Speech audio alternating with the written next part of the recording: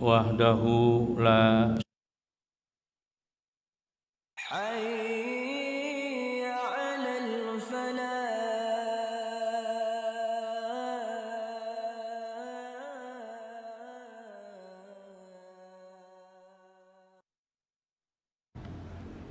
sedang menafsirkan ayat 85 surat Al-Baqarah.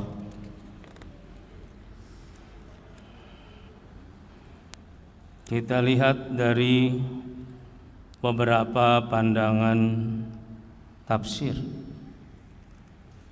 Sudah kita jelaskan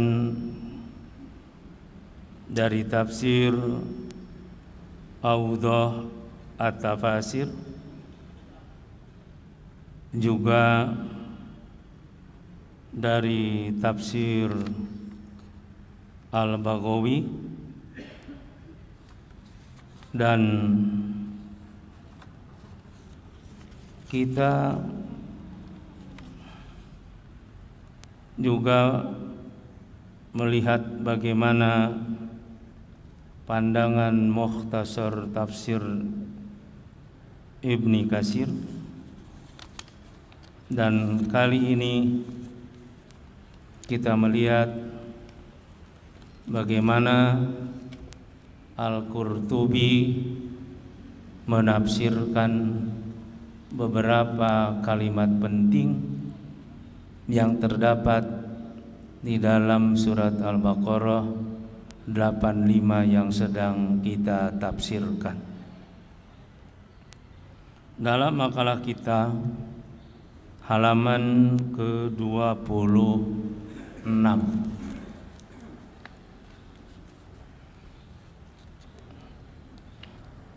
Al-Qurtubi menafsirkan di antara kalimat yang beliau angkat adalah kalimat a'udzu billahi minasyaitonir rajim tadaharuna alaihim.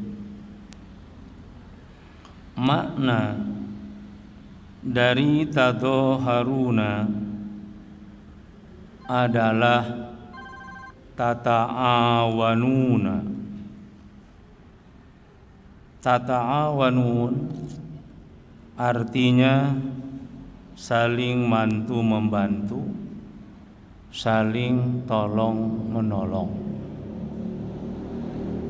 Orang Yahudi, Banu Nadir, Banu Quraidah, Banu Kunaiko, mereka membantu Aus Khazraj di dalam peperangan yang Allah larang terhadap mereka. Nah, kalimat tatadhaharun mushtaqun minadh-dhahri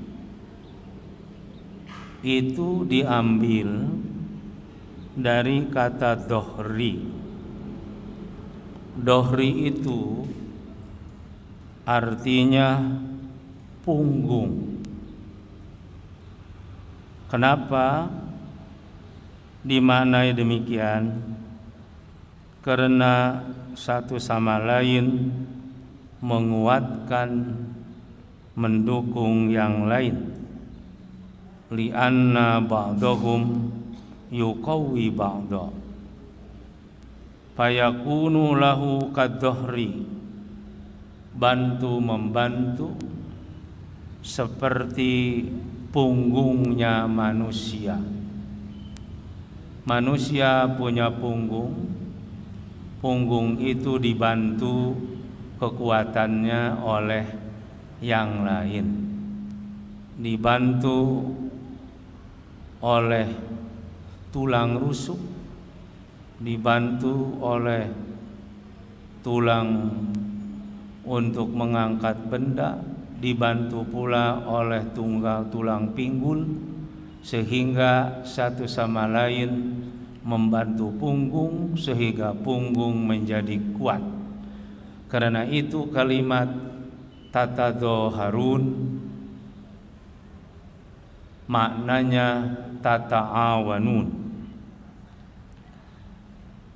bil ithmi wal udwan, dengan dosa dan permusuhan.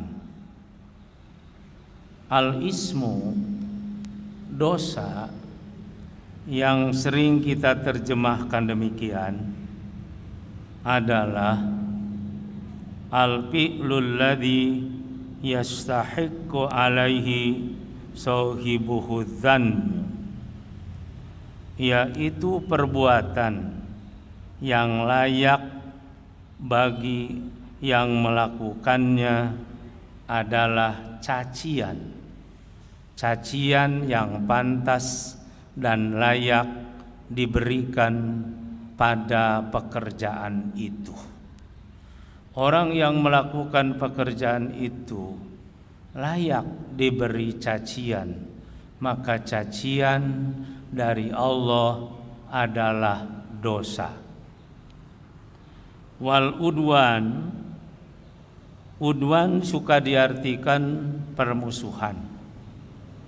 Maka udwan didefinisikan oleh Al-Qurtubi adalah al-ifrat bidzulmi wa tazawuzu fihi, melampaui batas, keterlaluan dalam kedoliman.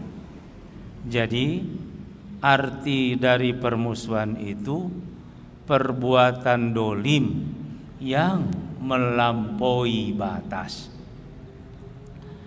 Wa iyatukum usaro, jika yatukum mereka datang pada kalian usaro, tawanan. Ini adalah hukum yang berkaitan dalam tawanan. Jika Aus dan Khazraj bertempur dibantu oleh orang Yahudi, datang kepada mereka tawanan, mereka menebusnya. Diangkat oleh Al-Qurtubi makna kalimat usaro.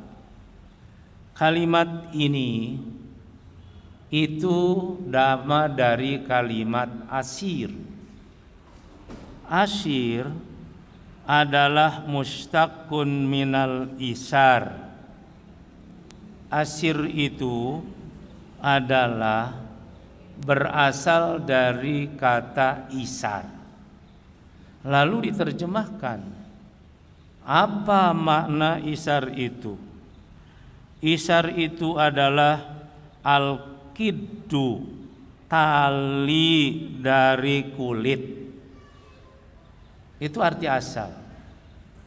Al-isar huwa al-kiddu alladhi yushaddu bihil mahmilu, yaitu tali dari kulit yang diikat pada tandu, pasumia asiron. Tali dari kulit yang diikat pada tandu. Dulu kuda menjadi alat kendaraan.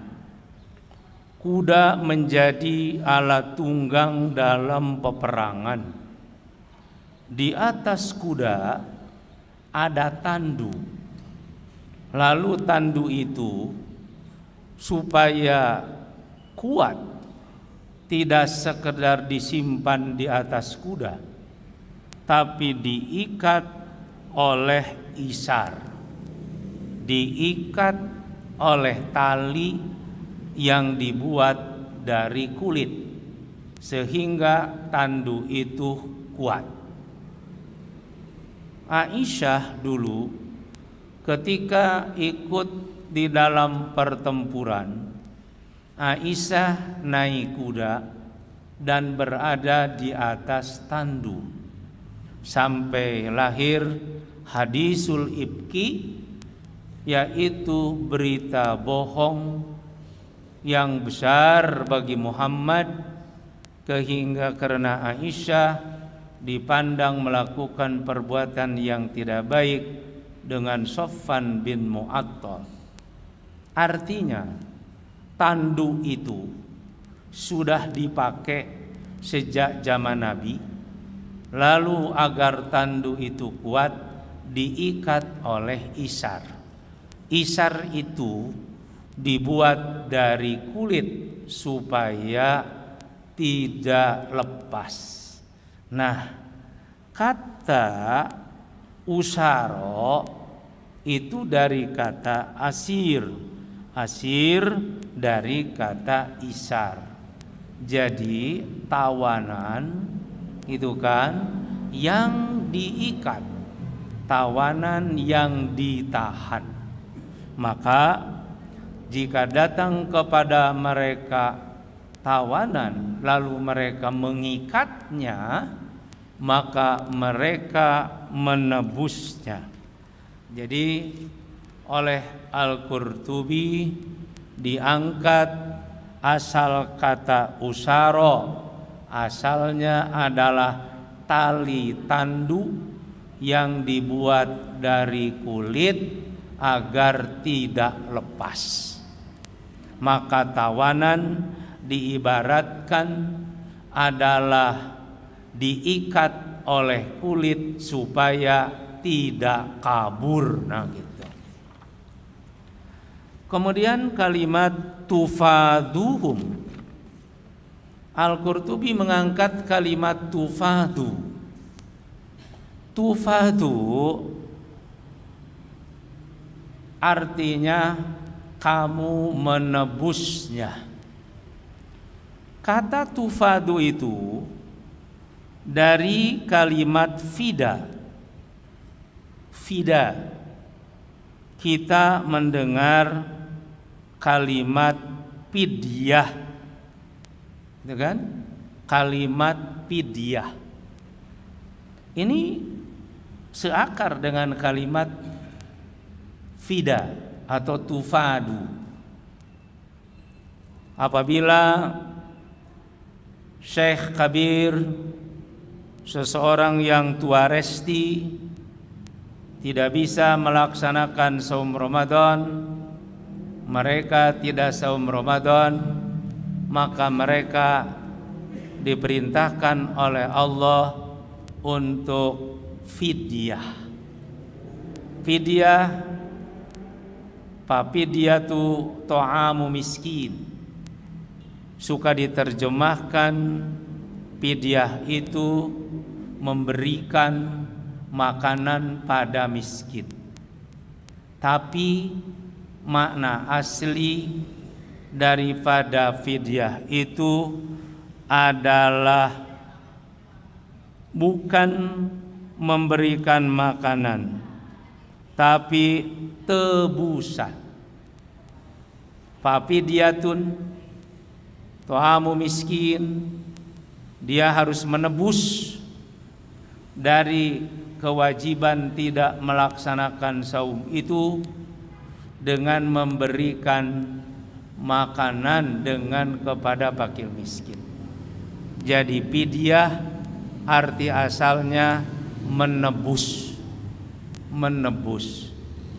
Maka fida diartikan tolabul fidyah, menuntut tebusan, fil asir, pada tawanan yang ada pada mereka. Jadi tufaduhum itu adalah seakar kata dengan kata fidyah.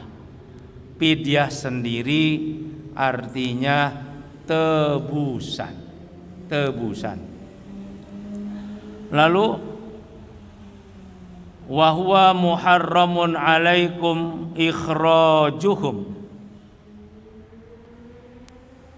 maka itu haram bagi kalian mengusir mereka, Ini berkaitan dengan mengusir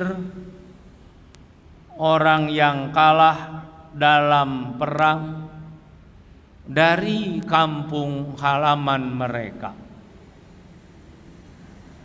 Mereka mengambil, merampas harta kepunyaannya, lalu mereka pun mengusirnya dari rumah mereka. Mengusir dari rumah mereka yang kalah perang itu diharamkan oleh Allah di dalam kitab Taurat sejak zaman Nabi Musa. Wa huwa muharramun alaikum ikhrajuhum.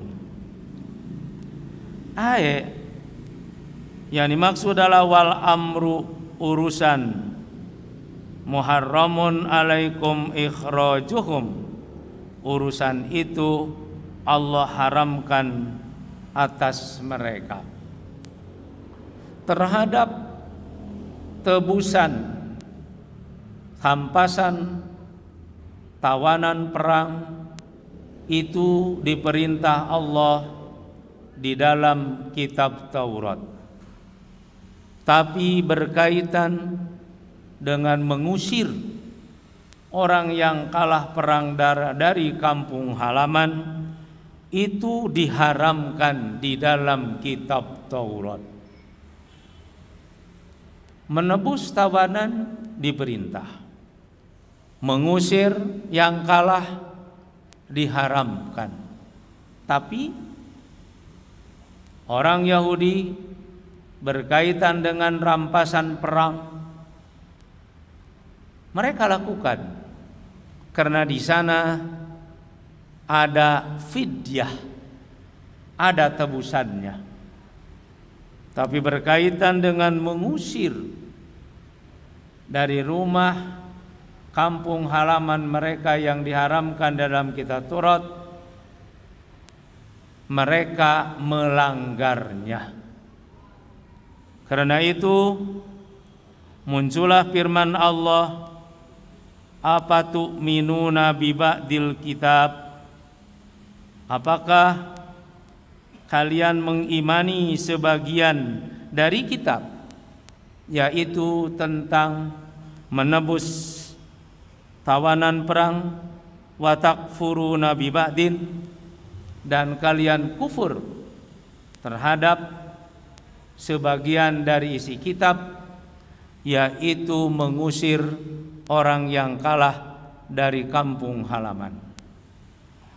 Kenapa orang Yahudi itu mereka menebus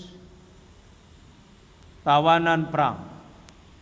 Mereka beralasan secara lisan karena ada di dalam kitab Taurat. Padahal hakikatnya mereka adalah cinta dunia.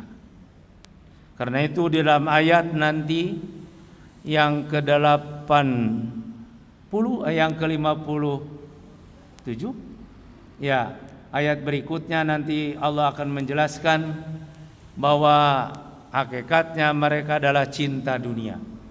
Karena pada tebusan ada kelebihan dunia, tapi di dalam mengusir orang dari kampung halamannya adalah melanggar yang ada di dalam kitab Taurat. Mereka juga ada dunia karena merampas harta kekayaan orang yang kalah. Intinya adalah dunia. Karena itu di dalam ayat lain Allah menjelaskan siapa orang yang paling rakus terhadap dunia. Ahrasun nasi alal hayat, orang yang paling rakus terhadap dunia adalah orang Yahudi. Lalu setelah itu adalah orang musyrik. Orang Yahudi sangat rakus terhadap dunia karena mereka tahu adanya hari hisab, adanya hari kebangkitan, adanya pembalasan atas dosa, maka mereka mungpang mengpeng neangan dunia itu tanpa melihat halal dan haram. Yang baik diambil, yang buruk juga diambil. Berbeda dengan orang musyrik sebelum diutus Muhammad, mereka tidak percaya adanya hari pembalasan, sehingga mereka memilih-milih dunia itu yang baik, yang buruk tidak. Karena itu orang musyrik tidak serakus orang Yahudi. Pada fidyah ada materi, pada pengusiran orang dari kampung halaman ada materi. Berarti dua-duanya apa yang dilakukan itu adalah karena ahrasun nas alal hayat, karena sangat tamak terhadap kehidupan dunia. Selanjutnya Al-Qurtubi menyimpulkan pandangan ulama bahwa hakikat perjanjian Allah pada mereka itu ada 4. Qala ulama'una kana Allah Ta'ala qad akhadha alaihim arba'ata uhud. Allah telah mengadakan atas orang Yahudi itu 4 perjanjian. Perjanjian pertama pada zaman Nabi Musa itu tarkul qatli, tidak membunuh, wa tarkul ikhraj, tidak mengusir, wa tarkul mudaharah, tidak saling bantu membantu, wa fida'u usar rohum, dan menebus tawanan mereka. Jadi 4: tarkul qital, tarkul ikhraj, tarkul mudaharah, wa fida usarahum, dan menebus tawanan. Fa'aradu an kulli ma umiru bihi illal fida. Mereka berpaling dari seluruh apa yang diperintahkan kepada mereka, illal fida, kecuali satu yang mereka tidak ingkari, yaitu al-fida, tebusan atas perilaku orang Yahudi itu yang melanggar tiga perjanjian dan melakukan satu yang ada di dalam kitab Taurat. Fawabbahumullahu ala dalika taubihan yutla. Allah mencaci, mengancam, menegur mereka dengan keras dan alam ancaman dengan firman-Nya, apa tu'minuna bi ba'dil kitab, apakah kalian mengimani sebagian kitab?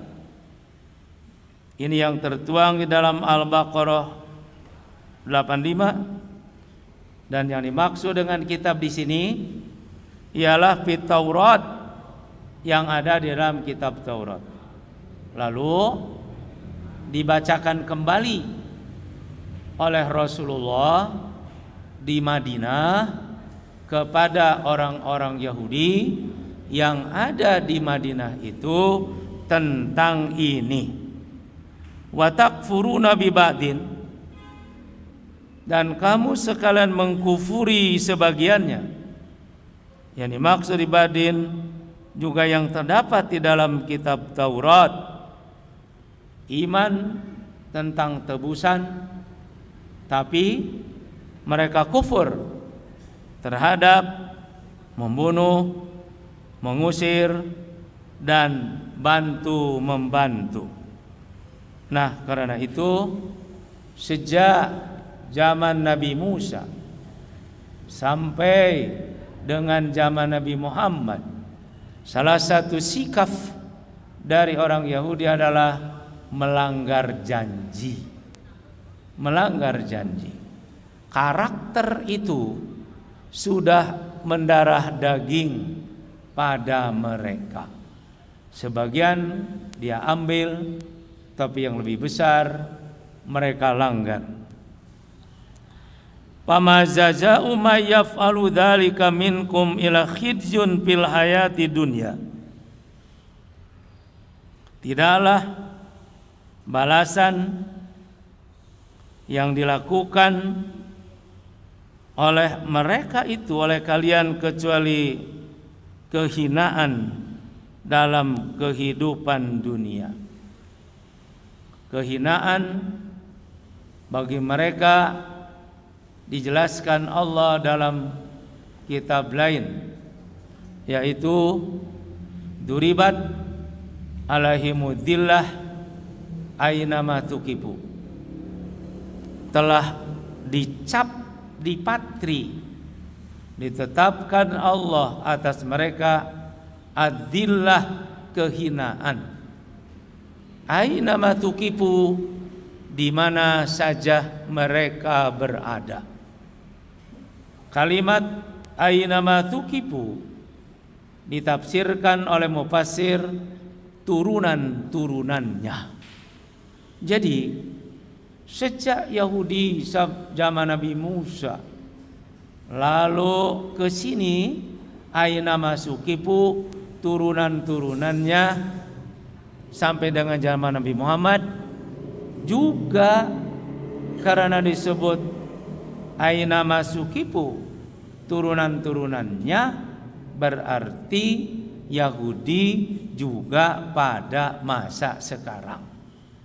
Jadi kalau ada yang bertanya berkaitan dengan orang Yahudi, apakah orang Yahudi yang hidup pada zaman 2023 semasa ini apa mempunyai sifat yang sama dengan Yahudi pada zaman dulu?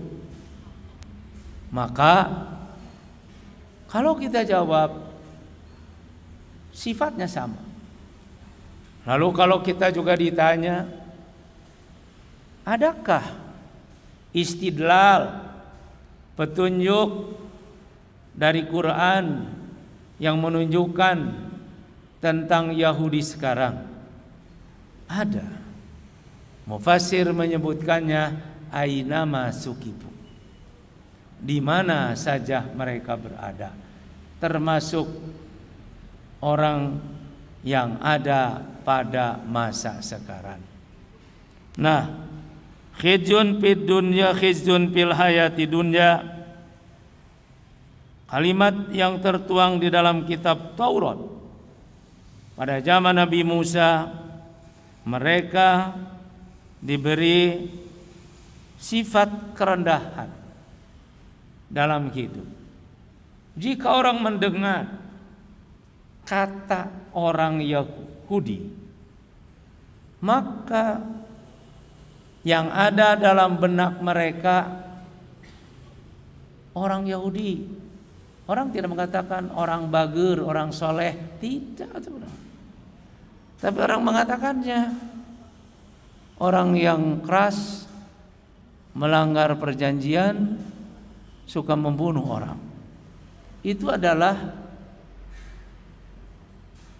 khizyun fil hayati dunya. Nah, apabila orang mendengar umat Muhammad, Khulafaur Rasyidin, yang ada dalam benak pikiran mereka, orang yang hidup pada masa sekarang mereka orang baik. Nah, karena itulah dicap di dunia dengan kalimat adalah khizyun fil hayati dunya, itu Di mana saja mereka berada, orang tidak akan memandang baik. Al-khidju yang ada pada kalimat pama jaza'u may yaf'alu dzalika minkum illa khizyun. Al-khidju itu artinya al-hawan, kehinaan, kerendahan. Al-Zawhari menjelaskannya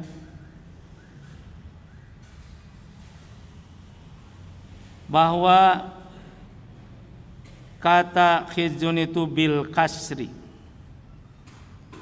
itu berasal dari kata khoza. Nah, yukhza, lalu kata bendanya khidzyan. Di dalam Quran disebut khizyun. Kalimat khoza itu idza dzalla wa hana, apabila rendah dan hina. Rendah dan hina. Maka kalimat khizyun kerendahan dan kehinaan. Lalu wa mallahu bighafilin amma ta'malun. Allah tidak lalai. Artinya Allah tidak lalai, la yughadiru saghiratan wala kabiratan illa yuhsiha. Apa yang mereka kerjakan, amma ta'malun, an amalikum, terhadap amal kalian, terhadap apa yang kalian kerjakan, Allah tidak lalai, la yughadir,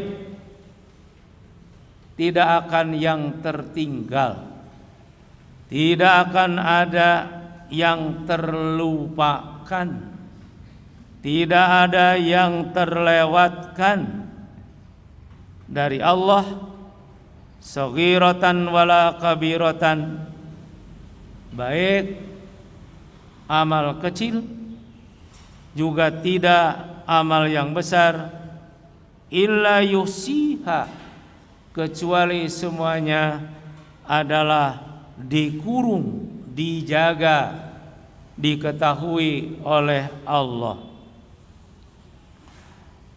Di dalam ayat lain kita baca dalam surat Al-Zalzalah ayat 7 dengan 8, "Faman ya'mal mithqala dzarratin khairan yarah wa may ya'mal mithqala dzarratin syarran yarah."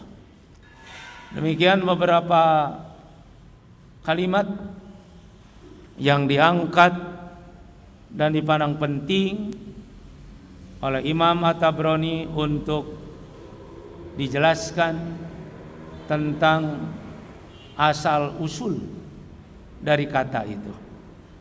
Memang banyak sekali kata itu berkembang di dalam Al-Quran, yaitu dari satu akar kata itu berkembang menjadi beberapa makna di dalam Al-Quran.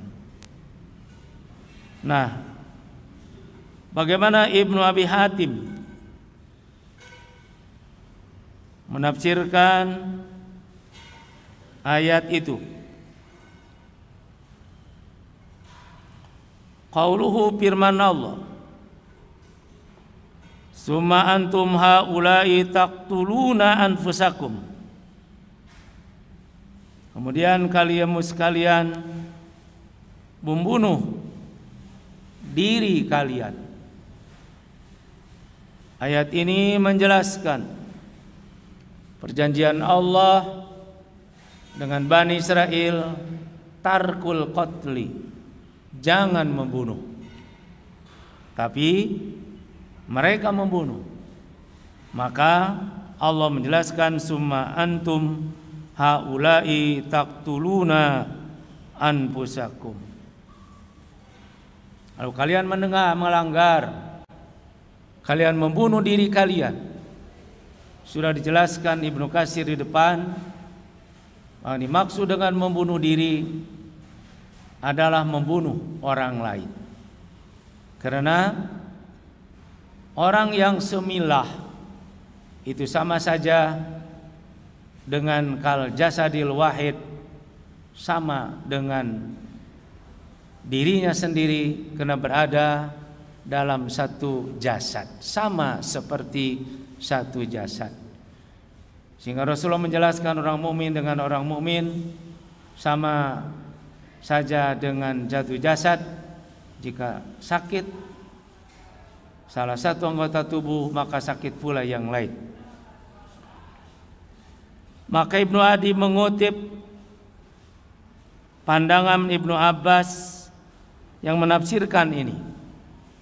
Summa antum haula'i taqtuluna anfusakum, lalu kalian membunuh diri, yaitu yang dimaksud antum ahlu syirki, orang musyrik.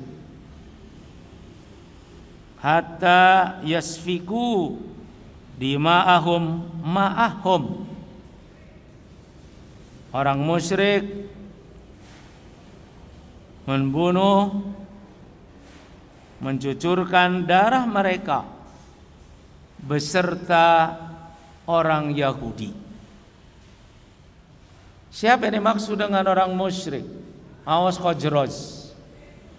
Orang Aus dan Khazraj berperang, lalu orang Yahudi membantu membunuhnya dalam perang itu. Jadi yang punya pokok bukan Yahudi dengan Yahudi yang berperang, tapi musyrik dengan musyrik, Aus dengan Khazraj. Lalu mereka yasfikuna dima'ahum, berperang ma'ahum beserta orang Yahudi. Jadi orang Yahudi membantu. Selanjutnya As-Sudi mengatakan, ini seperti yang dijelaskan dalam Mukhtasar Tafsir Ibnu Katsir, Banu Quraidah khulafa Aus. Banu Quraidah Yahudi Madinah, mereka sekutunya orang musyrik Aus. Sedangkan Banu Nadir wa kanat an-Nadiru khulafa'a Khazraj. Sementara Bani Nadir adalah sekutunya Khazraj. Fakanu yaktatiluna fi harbin Sumairin. Aus dan Khazraj dari orang musyrik itu, mereka selalu bertempur, dan di dalam satu pertempuran namanya pertempuran Sumair, dibantu oleh Quraidah, Aus, dan Khazraj dibantu oleh Nadir. Maka Banu Quraidah beserta sekutunya dan Banu Nadir beserta sekutunya. Maka Banu Nadir memerangi Banu Quraidah dan sekutunya, serta mereka mengalahkannya. Lalu mereka mengusir dari kampung halaman. Fayukhrijunahum minha, maka mereka mengusir diantaranya, lalu mereka ditawan. Jika seorang laki-laki ditawan dari dua golongan, maka masing-masing dari mereka berkumpul lalu mereka menebus tawanan apa yang mereka tawan. Lalu orang Arab memperolok-olokkan bangsa Yahudi. Orang Arab bertanya kepada orang Yahudi, "Fakaifa tuqatilunahum wa tufdunahum?" Bagaimana kalian membunuh mereka, memerangi mereka, dan kalian meminta tebusan dari mereka?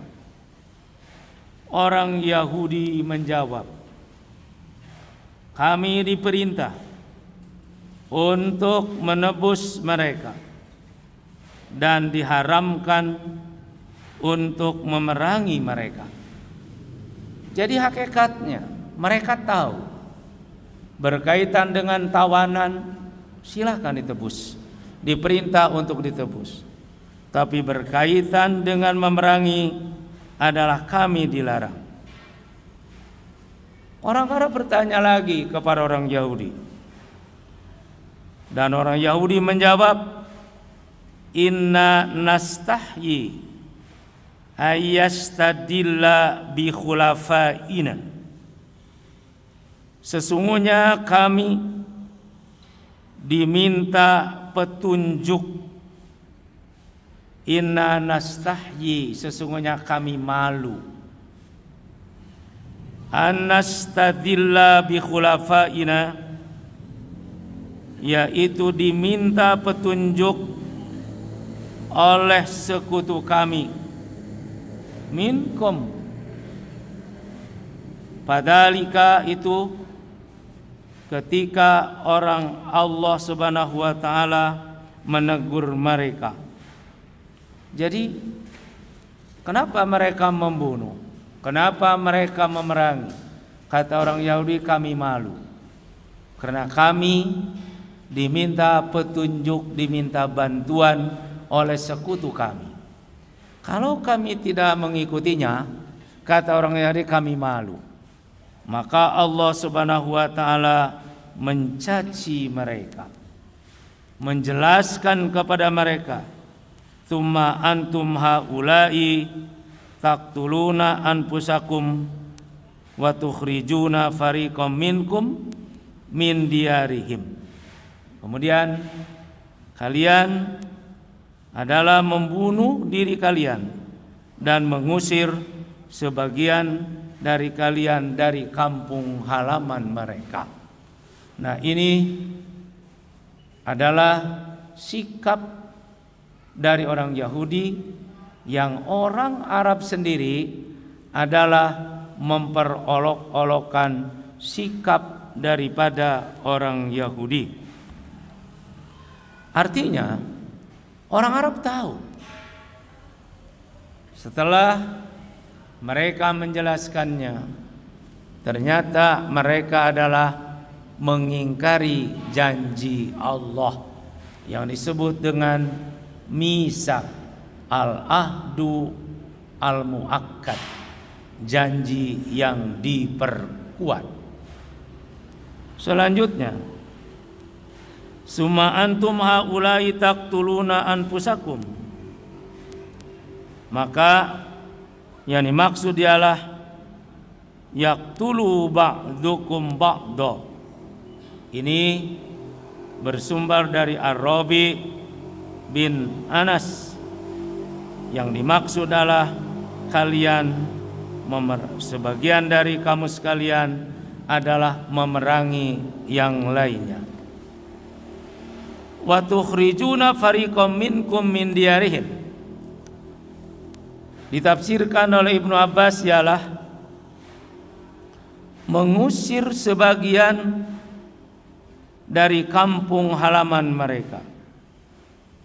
Yukhrijunahum min diyarihim ma'ahum, mengusir mereka dari kampung halaman mereka bersama mereka. Siapa yang diusir? Yang diusir oleh orang Yahudi sendiri. Banu Nadir itu diusir. oleh Bani Quraiko dan Banu Quraidah. Jadi mereka saling usir satu sama lain. Nah, kalau kita baca perang Yahudi setelah hilangnya kekuasaan Nabi Sulaiman yang begitu hebat, orang Yahudi terpecah tidak kurang daripada 70 golongan Farik, yang 73 golongan itu satu sama lain tidak aman, satu sama lain saling usir, satu sama lain juga saling memerangi. Itu sudah terjadi, ya, itu sejak dulu setelah Nabi Sulaiman. Makanya orang Yahudi pada zaman Nabi Muhammad pun,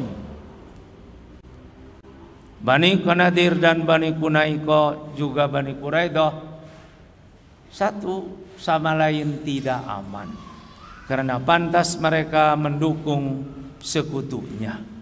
Maka orang Yahudi mengusir orang Yahudi juga pada zaman Nabi Muhammad. Banu Nadir diusir oleh Banu Quraidah. Nah, ada riwayat dari As-Sudi bahwa ayat ini turun berkaitan dengan Qais bin Al-Khatim, karena dialah sebagai tokoh daripada orang Yahudi pada saat itu, dan mereka pula adalah yang mendorong untuk mengusir orang yang kalah dari kampung halaman. Maka tercatatlah di dalam kitab Sasir bahwa Qais bin Al-Khatim adalah tokoh Yahudi yang menghembuskan permusuhan dan dosa. Kemudian Allah menjelaskan bil ithmi. Ini yang menghembuskan dosa itu. Yang dimaksud dengan bil ismi ba'dal maksiyah, dosa setelah melakukan maksiat. Sebab Allah tidak mungkin untuk memberikan dosa kepada seseorang kalaulah orang tidak melakukan maksiat. Maka dosa itu lahir karena orang melakukan maksiat. Termasuk di sini adalah yang melakukan maksiat adalah terutama tokoh Yahudi Qais bin Al-Khatim. Lalu bil ismi wal udwan, dengan dosa dan permusuhan. Udwan adalah ba'du dzulmi, sebagian dari kedoliman. Artinya masih banyak kedoliman-kedoliman lain yang dilakukan oleh orang Yahudi selain daripada menghembuskan permusuhan. Selanjutnya firman Allah, wa iyyatukum usara tufaduhum. Ibnu Abbas menafsirkan, jika datang kepada kalian adalah tawanan, kalian menebus mereka. Wa qad arabtum anna tilana dzalika alaikum bidinikum. Kalian tahu bahwa hal itu adalah ada dalam agama kalian. Artinya kalian tahu berkaitan dengan menebus tawanan itu ada dalam kitab Taurat.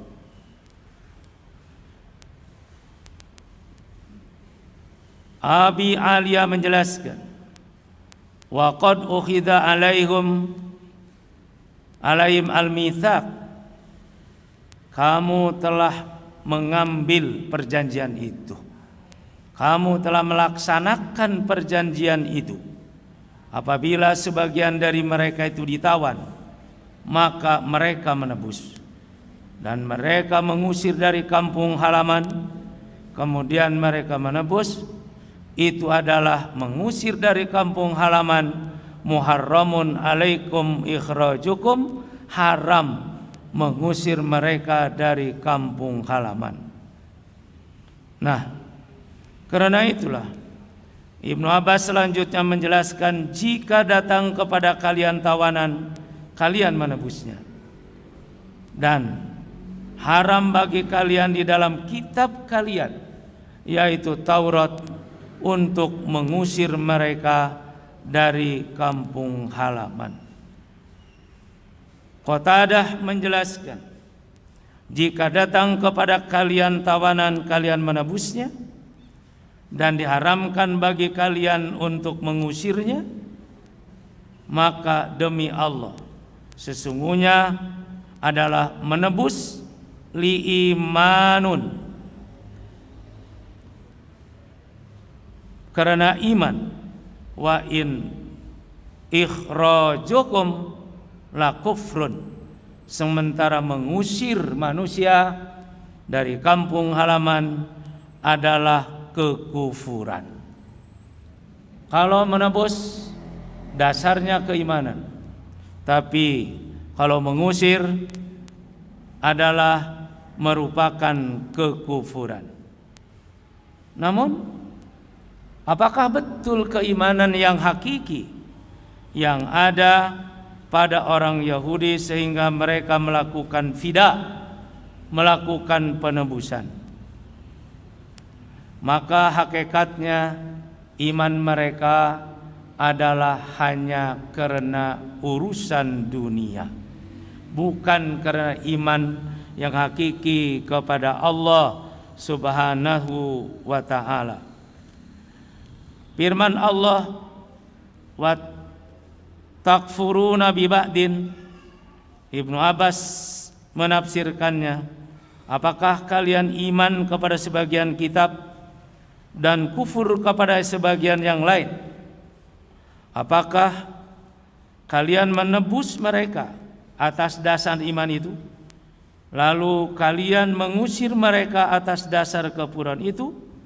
Maka padalika pama jaza'u may yaf'alu dzalika minkum illa khizyun, yang melakukan seperti itu hanyalah sekedar kehinaan fil hayati dunya, di dunia.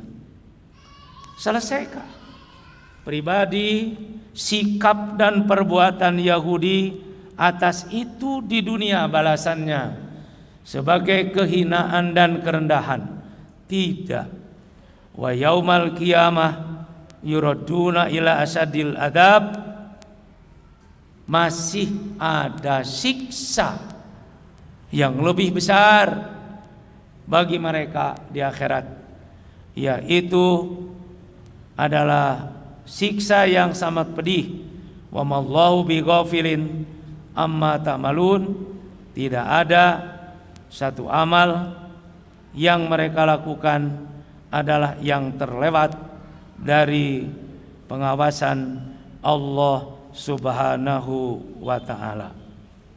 Inilah sikap dari orang Yahudi yang di dunia mereka mendapat laknat sebagai balasannya, dan di akhirat adalah mendapatkan siksa yang sangat pedih. Firman Allah yang menjelaskan, atu'minuna bi ba'dil kitab wa takfuruna bi ba'dil, yang dimaksud adalah kamu iman menebus tawanan bi hukmi Taurat dengan berpegang kepada kitab Taurat, tapi wa taqtuluhu, kalian memeranginya, wa bi hukmi Taurat alla taf'al, sedangkan di dalam kitab Taurat dijelaskan kamu tidak boleh melakukannya. Wa tukhrijuna min darihi, kalian mengusir dari kampung halaman. Wa tudahiru alaihi man yusyrik billahi, dan kalian membantu orang yang musyrik kepada Allah.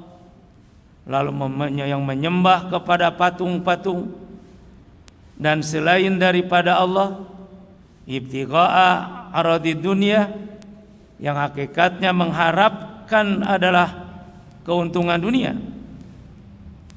maka atas perbuatan itu bagi orang yang melakukannya, yaitu orang Aus dan orang Khazraj yang musyrik kepada Allah dan hanya mengharapkan kesenangan dunia.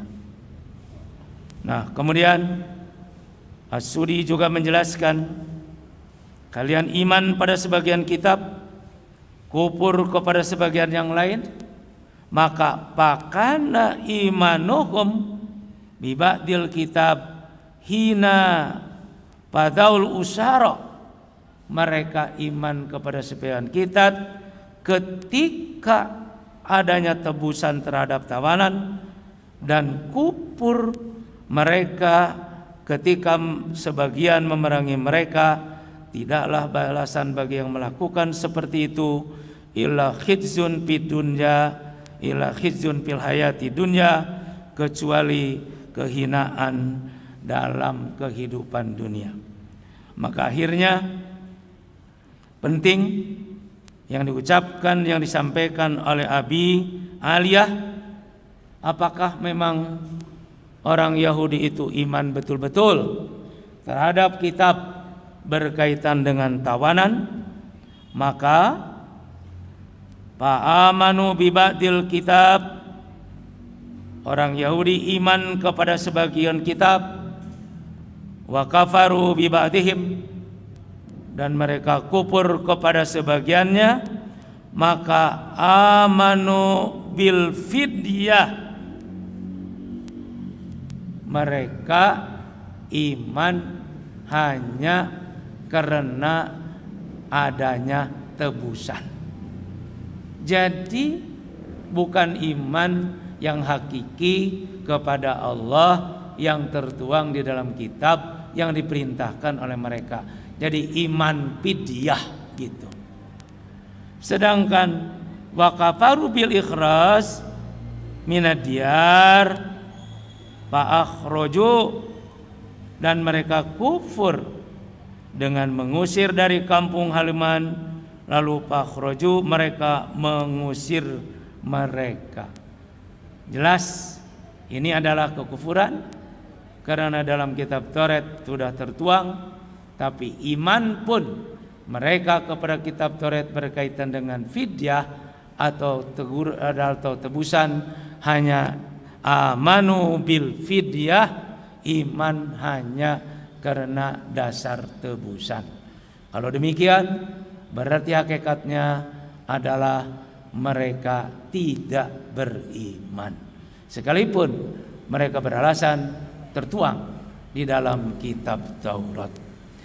Demikianlah lanjutan tafsiran dari ayat yang sedang kita kaji, dan insyaallah kita akan masuk pada bulan depan Al-Baqarah 87, karena yang tersisa selain dari tafsir Abi Hatim, Ibnu Abi Hatim, adalah nampaknya sejalan dan senyawa dengan tafsir yang masih tersisa, yaitu tafsir Samarqandi dan tafsirnya Ar-Razi.